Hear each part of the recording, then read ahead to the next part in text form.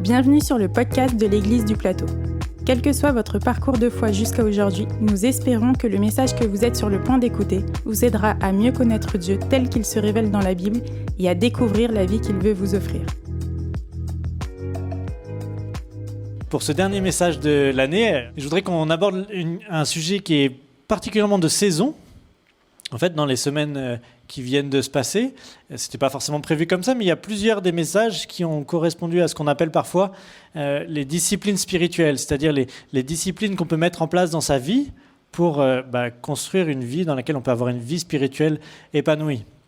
Et c'est pas forcément le meilleur des moments dans l'année pour aborder ce genre de sujet, parce que je ne sais pas pour vous, mais c'est pas l'été, c'est pas forcément le moment où on suit le mieux ces disciplines. Un peu tout notre rythme est chamboulé à tous les niveaux, et donc quel que soit ce qu'on peut avoir décidé de faire, même si c'est un peu paradoxal, mais même si on a plus de temps et qu'on pourrait faire plus des bonnes choses qu'on veut mettre en place dans sa vie, souvent les vacances, c'est là où tout glisse un peu. Alors je vous encourage à mettre des bonnes priorités dans vos vacances et garder du temps pour Dieu, mais je vous encourage aussi, surtout à tout ce qu'on a pu voir dans les dernières semaines, à voir comment le mettre en place à partir de septembre dans votre rythme de vie de toute l'année. Forcément, le mois d'août, c'est un peu à part. Mais là, je me suis un peu concentré et je vais vous proposer quelque chose qui est un peu plus de saison, un peu plus adapté à notre situation actuelle. Et donc le thème, c'est celui de se laisser émerveiller par Dieu dans sa création. Et là, là, si vous ne trouvez pas le temps pour vous laisser émerveiller par Dieu dans sa création pendant l'été, alors il n'y a plus aucun espoir pour le reste de l'année. Donc autant s'y accrocher maintenant, et puis ensuite en bénéficier et trouver d'autres manières de le faire tout au long de l'année. Et on va le faire au travers du psaume 104. C'est un psaume qui est un peu long, mais on va le lire en entier parce qu'il est vraiment très beau, et il est déjà source d'émerveillement pour nous.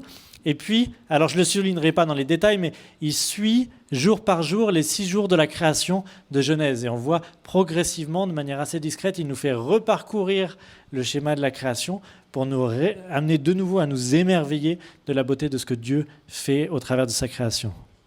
Alors, psaume 104, à partir du verset 1. Je veux bénir le Seigneur. Seigneur, mon Dieu, tu es infiniment grand, tu t'habilles de splendeur et de majesté, tu t'enveloppes d'un manteau de lumière, tu as déployé les cieux comme une toile, tu as placé ta demeure encore plus haut, les nuages te servent de char, tu te déplaces sur les ailes du vent. Tu prends les vents comme des messagers, le feu est à ton service. Tu as fixé la terre sur ses bases, elle est inébranlable pour toujours. Tu l'avais couverte de l'océan, comme d'un manteau, les eaux montaient jusqu'au sommet des montagnes.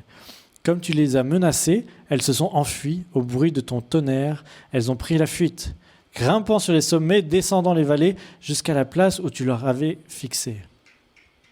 Tu leur traças une limite à ne pas franchir et qu'elles ne viennent plus jamais recouvrir la terre. Tu conduis l'eau des sources dans les torrents, elle se faufile entre les montagnes. Tous les animaux viennent y boire et les ânes sauvages y calment sa soif. À proximité, les oiseaux ont leur nid et chantent à l'abri du feuillage. Du haut des cieux, tu arroses les montagnes, tu veilles à ce que la terre ait assez d'eau. Tu fais pousser l'herbe pour le bétail et les plantes que les humains cultivent. Ainsi, la terre leur fournit de quoi vivre, du vin pour réjouir leur cœur, de l'huile pour leur donner une bonne mine et du pain pour leur rendre des forces. Les plus grands arbres sont abreuvés, comme les cèdres du Liban que tu as plantés, Seigneur. Les petits oiseaux viennent y faire leur nid et la cigogne s'installe sur les cyprès. Les hautes montagnes sont pour les bouquetins et les rochers servent du refuge aux damans. Tu as fait la lune pour fixer les dates et le soleil qui sait l'heure de son coucher. Tu envoies l'obscurité, voici la nuit, l'heure où s'animent les bêtes des forêts. Les jeunes lions rugissent après leur proie. Ils réclament à Dieu leur nourriture. Quand le soleil se lève, ils se retirent et se cachent dans leur tanière. Chacun sort de chez lui pour aller travailler jusqu'au soir. Seigneur, tu as fait tant de choses, tu les as toutes faites avec sagesse. La terre est remplie de ce que tu as créé. Voici la mer immense à perte de vue. Tant d'êtres y remuent, petits et grands, qu'on ne peut les compter. Des navires la parcourent en tous sens, et le dragon marin, le Léviathan, tu l'as façonné pour jouer avec lui. Tous ces êtres dépendent de toi pour recevoir leur nourriture au bon moment. Si tu la leur donnes, ils la prennent, et si tu ouvres la main, ils ont tout ce qu'il faut. Mais si tu te détournes, les voilà terrifiés. Si tu leur reprends le souffle de vie, ils périssent et redeviennent poussière. Tu leur rends le souffle, et les voilà créés. Tout devient nouveau à la surface de la terre. Que ta gloire, Seigneur, dure toujours. Que le Seigneur se réjouisse de ses œuvres. Tu regardes la terre, et la voilà qui tremble. Tu touches du doigt les montagnes, et les voilà couvertes de fumée. Je veux te chanter toute ma vie, Seigneur. Mon Dieu, je te célébrerai par mes chants tant que j'existerai. Que mon poème te plaise, Seigneur. Moi, je me réjouis en toi. Que ceux qui se détournent de toi disparaissent de la terre, qu'il n'y ait plus de méchants. Oui, je veux bénir le Seigneur. Alléluia. C'est vraiment pour moi, c'est mon psaume préféré. On voit un panorama de la création et on est à la fois amené à être émerveillé par cette création et émerveillé par le créateur de cette création. De découvrir à quel point elle est belle et elle est bonne pour nous. Et c'est un risque pour nous de voir la création, de voir la nature, l'environnement qu'au travers de tout ce qu'on peut entendre au quotidien de crise environnementale et de voir tout ce qu'il peut y avoir de négatif. Actuellement, notamment, on a les canicules qui font la une des journaux tous les jours. Et puis, on peut aussi simplement l'oublier, la prendre pour acquise, en particulier dans un contexte semi-urbain dans lequel on est, de vivre notre vie dans les transports, dans les bâtiments, sans jamais vraiment bénéficier de la beauté de la nature qui nous entoure. Et donc le psalmiste est là pour nous capter notre attention et nous dire mais regarde comme c'est beau, regarde comme c'est bon. Arrête de t'agiter à droite à gauche. Prends le temps de découvrir à quel point la création est belle et bonne et au travers de ça, découvre la bonté et la grandeur, la toute-puissance de son Créateur. Et donc je voudrais rapidement souligner quatre éléments qu'il met en avant qui soulignent la beauté et la bonté qu'on peut voir dans cette création. Le premier, c'est celui de l'ordre. Et c'est quelque chose qu'on retrouve, et l'ensemble en fait, c'est des choses qu'on retrouve de ce qu'on voit de la création dans la Genèse, c'est que c'est pas le chaos, c'est plus le chaos. Quand Dieu agit, il y a un équilibre qui se forme, une des relations entre tous les êtres de la nature, entre toutes les plantes, entre la mer à laquelle est fixée des limites pour qu'il y ait de la place pour la terre et les montagnes. Il y a des séparations entre le jour et la nuit. Et voilà, il y a toute cette idée de distinction, de séparation, de mise en ordre pour que tout trouve sa place. Et ça, c'est quelque chose quand plus les scientifiques découvrent comment fonctionne l'environnement, c'est quelque chose qui ressort de manière très forte, c'est à quel point c'est un équilibre très fin pour que tout se passe bien, pour que vraiment la beauté qu'on observe est le fruit de tous ces équilibres fins, de tous les éléments où chacun peut trouver sa place, de la manière dont les astres, les vents, les plantes, les animaux, tout participe à une danse commune qui est finement réglée pour que ça continue d'être beau et d'être bon pour l'humanité et que tout ne s'effondre pas dans un chaos qui deviendrait une source de souffrance pour l'humanité. Puis le deuxième point, qui est très lié au premier, c'est que Dieu prend soin de ses créations. Il ne l'a pas juste créé, mais il continue au quotidien d'en prendre soin. Versets 27 et 28. Tous ces êtres dépendent de toi pour recevoir leur nourriture au bon moment. Si tu la leur donnes, ils la prennent. Si tu ouvres la main, ils ont tout ce qu'il faut.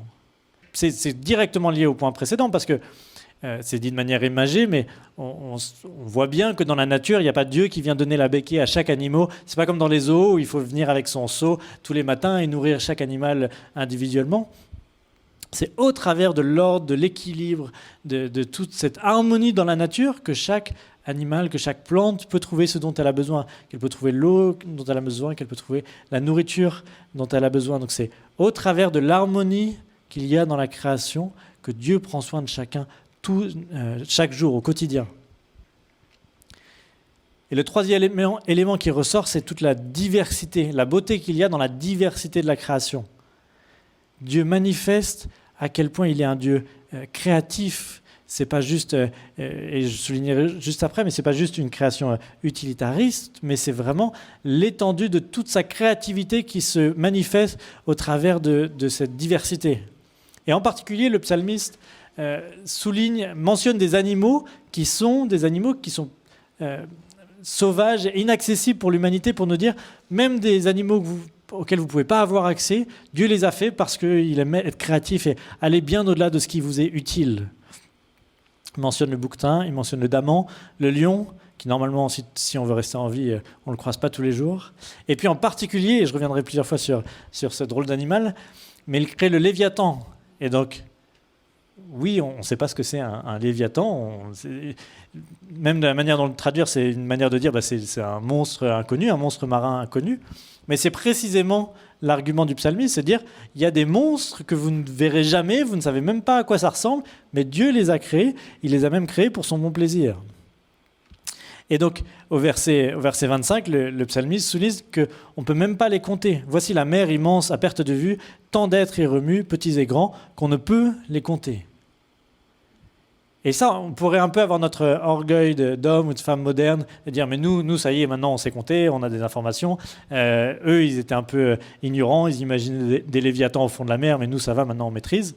On a Wikipédia, donc on peut avoir accès à toute l'information qu'il nous faut. Mais encore aujourd'hui, les scientifiques sont dépassés par la créativité de Dieu. On ne sait pas encore énumérer et lister tous les animaux qu'il y a dans la création. Et donc, il y a vraisemblablement plein d'espèces qui disparaissent sans même avoir jamais croisé un être humain dans toute l'histoire d'une espèce. Il y a un biologiste, a priori non chrétien, un biologiste britannique qui a fait cette remarque un peu comme une blague en disant « Le créateur, s'il y en a un, doit avoir un penchant démesuré pour les coléoptères. » Ce qui veut dire par là, j'ai appris ensuite que c'est la famille d'animaux la plus répandue dans l'humanité, en tout cas où il y a le plus grand nombre d'espèces.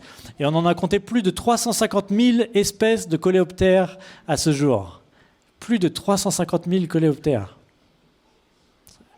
Déjà, on n'est pas forcément tous au clair sur ce qu'est un coléoptère, mais imaginez, même pour une catégorie qu'on ne connaît pas, ou mâle, notamment pour laquelle il y a la coccinelle, il y en a plus de 350 000, et ce n'est pas du tout un total. D'un point de vue statistique, les scientifiques estiment que du coup, il y en a peut-être plus d'1 million d'espèces, mais simplement, ça, c'est celle qu'on a réussi à compter. Donc ce psaume, contrairement à ce que laisse entendre ce biologiste, ce psaume nous rappelle que Dieu n'est pas juste passionné par les coléoptères, il n'a pas juste une passion pour la diversité des coléoptères, mais il a une passion pour la diversité de manière générale, et il manifeste son infinie créativité au travers de la diversité qu'il donne dans les animaux, dans les plantes et dans toute la création. Et donc, pour nous, cette étendue de cette diversité devrait être un sujet d'émerveillement. C'est extrêmement important ce que font les scientifiques pour étudier ces espèces, en faire la liste, etc. Mais au-delà de l'étude, ça devrait être un sujet d'émerveillement. Les labos devraient être un lieu de louange en découvrant la complexité, la beauté, la diversité de ce que Dieu fait dans la création.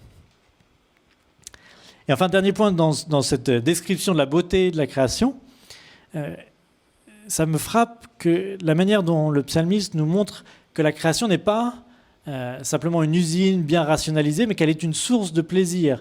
Il y a la bonté, la générosité de Dieu qui est manifestée dans la création, et ce n'est pas juste un espace utilitaire pour nous donner les ressources nécessaires pour survivre. Et c'est un risque depuis la révolution industrielle de voir tout le monde comme ça, de voir tout ce qui nous entoure comme une usine, et de ce qu'il y a au sol, dans l'air, comme des ressources à exploiter pour répondre à des besoins. Et Dieu nous montre qu'au contraire, bien sûr, la création répond à nos besoins, mais elle fait bien plus que ça. Elle est une manifestation de la générosité de Dieu en donnant bien au-delà de ce qu'on peut simplement avoir besoin, mais simplement comme source de plaisir pour Dieu. On voit Dieu qui se réjouit de sa création, et comme source de plaisir pour l'humanité. Je trouve fascinant le verset 26 au sujet du Léviathan, je vous le relis. « Des navires la parcourent en tous sens, et le dragon marin, le Léviathan, tu l'as façonné, pour quelle raison ? Pas pour de la nourriture pour les humains, pour jouer avec lui. » C'est pour moi l'un des versets les plus étranges de la Bible et l'un des plus beaux, dire que Dieu s'est fait plaisir en disant « Je vais créer cet animal que vous ne verrez jamais, et je l'ai créé pour jouer avec lui. » Alors qu'il est source de peur et d'inquiétude pour toutes les cultures, les civilisations, la Bible nous décrit le Léviathan comme un animal créé pour le bon plaisir de Dieu, pour jouer avec lui. Et la création, de manière générale, est présentée comme un espace de jeu aussi pour les créatures, pour les animaux, pour nous. Ce n'est pas juste un espace de travail, un espace de survie, mais c'est aussi un espace de jeu, de loisirs, dans lequel on peut profiter de ce que Dieu nous donne. Et on le voit aussi, cette bonté de Dieu, pas simplement au travers du jeu, mais au travers des bons produits que Dieu nous donne pour simplement en profiter. On voit au verset 14, il y a cette mention « Tu fais pousser l'herbe pour le bétail et les plantes que les humains cultivent. Ainsi la terre leur fournit de quoi vivre. » Deux points. Donc on pourrait dire, là ça semble un peu ce dont on a besoin. C'est la terre est faite de telle manière que les humains peuvent la cultiver pour avoir le nécessaire pour vivre. Mais le verset 15 prend presque le contre-pied de ça en disant « Du vin pour réjouir leur cœur, de l'huile pour leur donner bonne mine. » Voilà ce que Dieu nous permet de cultiver, de quoi avoir du vin pour réjouir notre cœur et de l'huile pour nous donner bonne mine. C'est quand même bien plus que le côté utilitaire d'une usine qui nous répondrait simplement à des besoins, mais Dieu manifeste sa générosité au travers de ce que nous pouvons cultiver et ce dont nous pouvons être au bénéfice.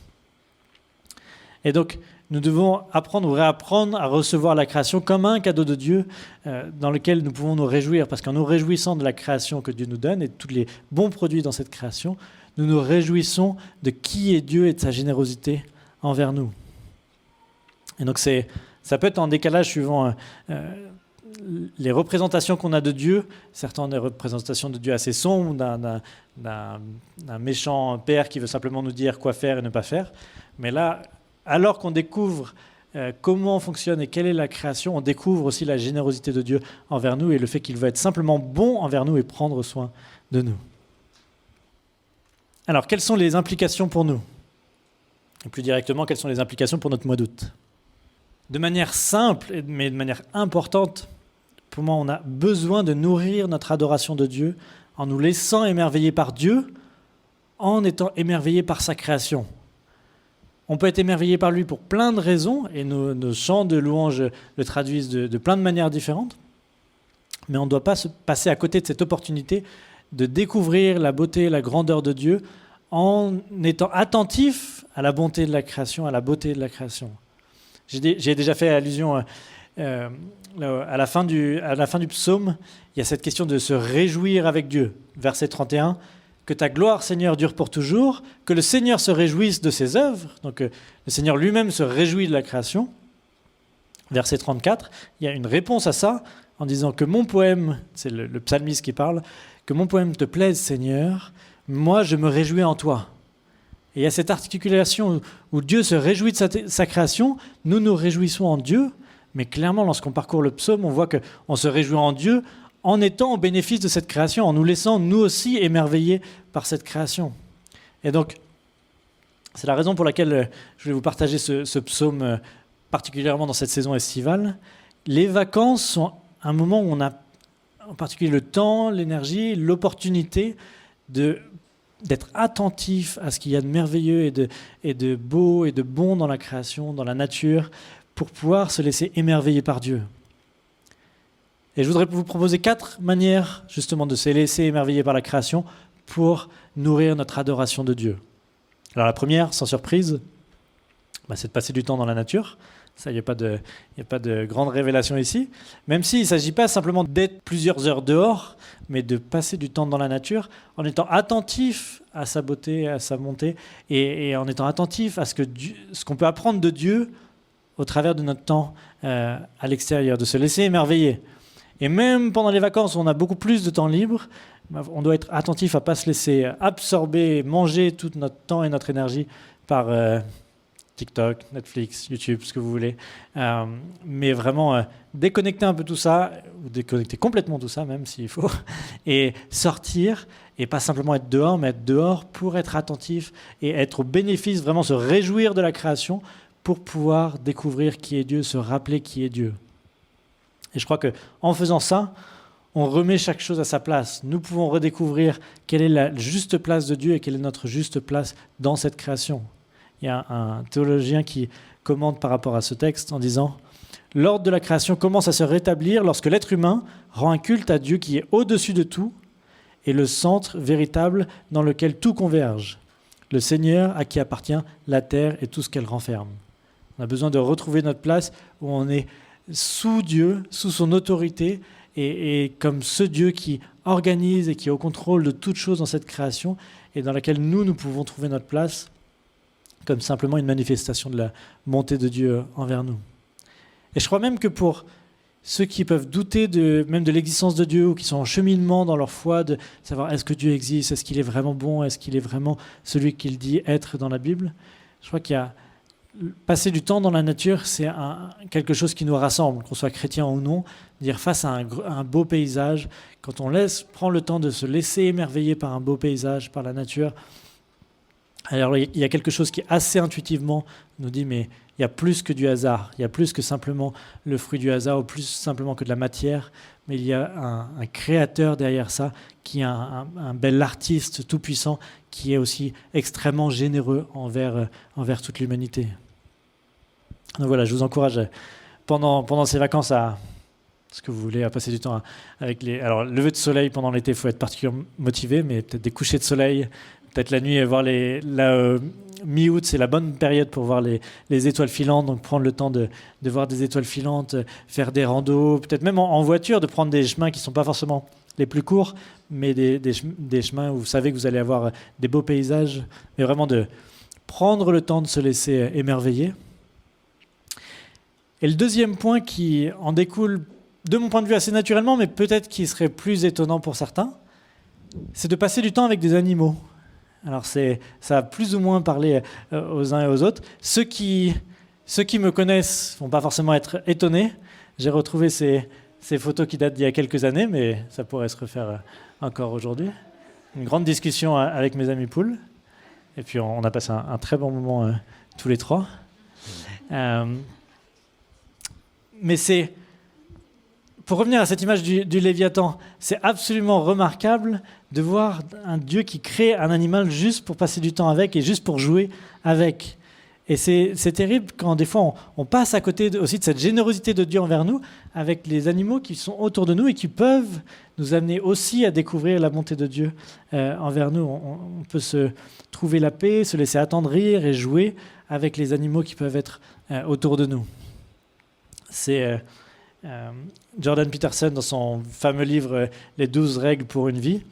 Alors, toujours une astérix quand je cite Jordan Peterson. Ce n'est pas forcément une manière de souligner que je suis d'accord avec tout ce qu'il dit, mais ce chapitre m'a interpellé dans son livre qu'il intitule « Caresser les chats que vous croisez dans la rue ».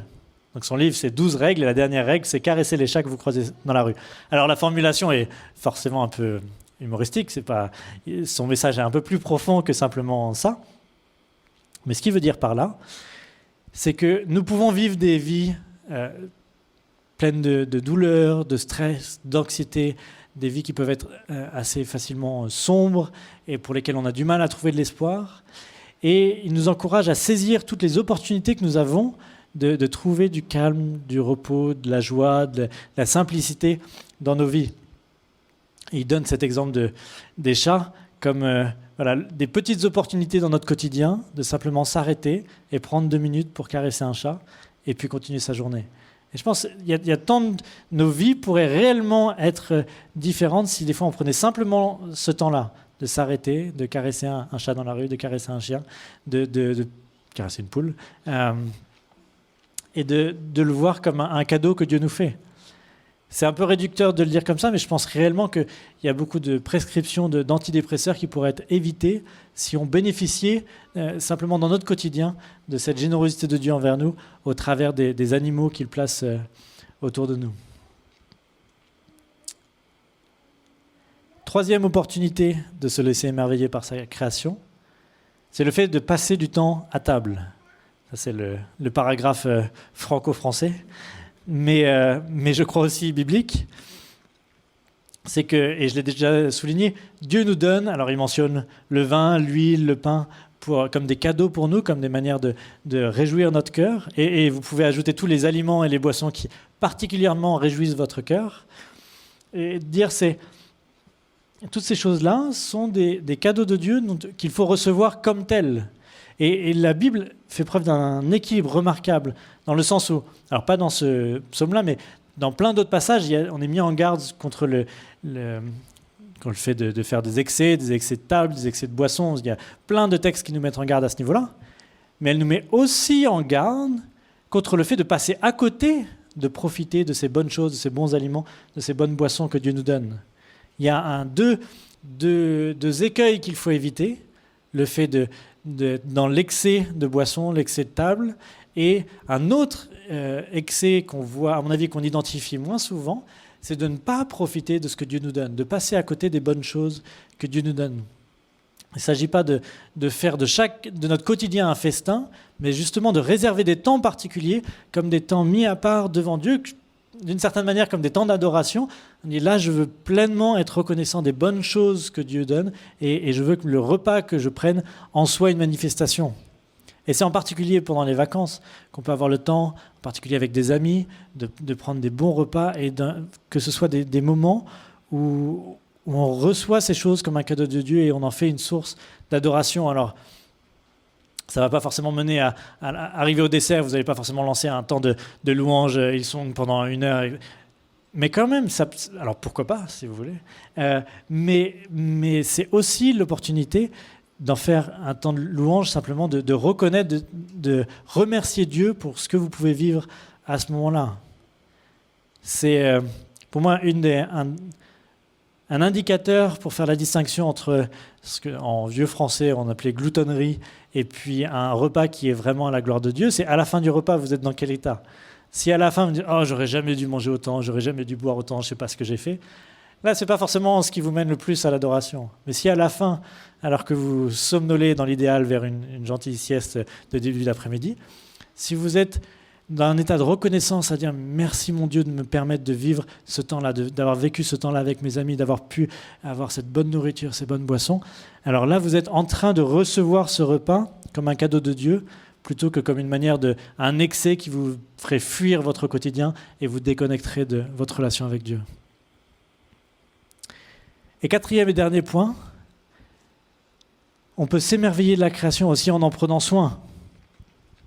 Alors vous allez dire, ça y est, c'est parti, Clément parle encore de ce sujet-là. Promis, je vais être court. Mais ça reste un sujet qui, est, pour moi, est évident dans ce cadre-là. Si la création nous révèle la gloire de Dieu, alors prendre soin de sa création, c'est prendre soin de ce témoignage de ce qui nous révèle la gloire de Dieu. À l'inverse, abîmer la création, ne pas en prendre soin, c'est ternir le témoignage que nous avons de la gloire de Dieu que nous pouvons avoir au travers de la création. C'est particulièrement remarquable quand on regarde les discours de Paul dans le livre des Actes. Il y en a un certain nombre, mais en fait, il n'y en a que 2 qui sont directement adressés dans le vocabulaire de la Bible à des païens, c'est-à-dire des personnes sans arrière-plan, sans connaissance biblique, sans arrière-plan juif, sans arrière-plan de relation avec le Dieu de la Bible. Et dans ces 2 discours qu'il fait, systématiquement, il présente Dieu comme le Dieu créateur du ciel et de la terre. Il rappelle que c'est au travers de la création qu'on a ce point de contact avec le Dieu seul, le Dieu véritable. Je cite deux versets de ces discours. Acte 14, verset 15. « Nous vous apportons la bonne nouvelle en vous appelant à abandonner les idoles inutiles. Tournez-vous vers le Dieu vivant qui a fait les cieux, la terre, la mer et tout ce qui s'y trouve. » Acte 17, verset 24. « Dieu qui a fait le monde et tout ce qui s'y trouve est le Seigneur du ciel et de la terre, et il n'habite pas dans les temples construits par des mains humaines. » Paul est en train de dire, si vous ne connaissez pas Dieu, un premier point de contact, c'est le fait de découvrir qu'il est le Dieu créateur du ciel et de la terre. Et donc, tout ce que j'ai dit dans la première partie de l'ordre, de la diversité, de la manière dont il en prend soin, toutes ces choses-là révèlent qui est Dieu. Et donc, chercher à préserver cet équilibre, c'est préserver le témoignage de la beauté, de la bonté de Dieu, de sa créativité, de sa toute-puissance. Et donc, si nous transformons la création dans un désert invivable, alors on passe à côté, on est en train de ternir ce témoignage, on rend plus difficile l'accès de découvrir ce Dieu comme Dieu créateur du ciel et de la terre. Alors ça peut, je ne vais pas rentrer dans les détails, on pourrait l'appliquer de 10 000 manières. Ça peut se vivre à notre petite échelle. Si vous avez un balcon ou un jardin, c'est déjà des lieux dans lesquels on peut célébrer cette beauté de la nature au travers des plantes qu'on peut avoir. Mais si à plus grande échelle, de chercher par notre comportement, par notre consommation, à ne pas avoir un comportement qui participerait à la destruction de la nature, en particulier tout ce qui peut avoir un impact sur la biodiversité, si la biodiversité représente ou témoigne de la créativité de Dieu, alors à nous de ne pas avoir des comportements ou des consommations qui pourraient participer à la chute et à la crise de la biodiversité dans laquelle nous sommes actuellement. Donc en résumé, ce psaume nous invite à prendre le temps, et j'insiste sur ce point-là, de prendre le temps, d'être attentif à la création, attentif à la nature dans laquelle nous sommes, pour être poussé à l'adoration, pour être conduit à être émerveillé par la gloire, par la bonté, par la beauté de notre Dieu. Et je vous propose 4 manières, vous pourrez allonger la liste autant que vous voulez, mais en passant du temps dans la nature, en passant du temps avec des animaux, en passant du temps à table, et pas juste du temps à table, mais avec des bons repas, avec des belles relations qui vous amènent à célébrer la bonté de Dieu, et en prenant soin de sa création. Et pour nous, toutes ces choses-là, cette relation avec cette création, ne sont que le début de l'histoire. On pourrait parfois désespérer, on pourrait, avec tout ce qu'on peut entendre autour de nous au quotidien, dire mais cette belle création, elle est en train de devenir de plus en plus difficile à vivre, de moins en moins hospitalière. Mais pour nous, on le fait en gardant espoir que cette création n'est qu'un avant-goût de ce que Dieu nous prépare. Et nous voulons en profiter pleinement, nous réjouir pleinement de ce que Dieu nous donne maintenant, pas comme notre espoir ultime, pas comme notre horizon ultime, mais comme un avant-goût de ce que Dieu prépare pour nous, pour que on voit un petit peu comme un reflet aujourd'hui on entrevoit ce que Dieu est en train de nous préparer pour l'éternité. Et on croit que à chaque fois qu'on se laisse émerveiller par la nature, par l'environnement, on capte un avant-goût de ce qu'il y a de merveilleux à attendre dans notre relation avec Dieu pour l'éternité. On ne sait pas exactement à quoi ça va ressembler, on ne sait pas exactement de quelle mesure ça va ressembler à ce qu'on connaît actuellement ou être entièrement différent, mais on sait que c'est le même Créateur derrière ces créations et que, alors qu'on s'émerveille de notre Créateur maintenant, on veut être dans l'espérance de voir ce Créateur renouveler toutes choses pour l'éternité et être au bénéfice de sa bonté envers nous pour l'éternité. Alors je vais terminer par la prière. Puis comme toujours, si vous avez des remarques, témoignages, suggestions, objections, après on peut en discuter. Seigneur, je te demande pardon pour toutes les fois où nous prenons pour acquis ta générosité envers nous. Et en particulier ta générosité au travers de ta création. Combien de fois dans notre quotidien nous passons à côté de tout ce que tu places sur notre chemin de bon, de beau, qui sont des cadeaux de ta part, Seigneur. Et apprends-nous à ne pas être des enfants ingrats, qui ne considèrent pas tes cadeaux, mais apprends-nous à profiter pleinement de ces cadeaux, non pas pour les exploiter ou les détruire, mais pour en prendre soin, les chérir, parce que nous connaissons leur Créateur, nous connaissons ce Maître et ce Créateur qui fait des choses belles depuis le début de l'humanité, depuis le début de l'univers, et qui continuera à faire des choses belles pour l'éternité.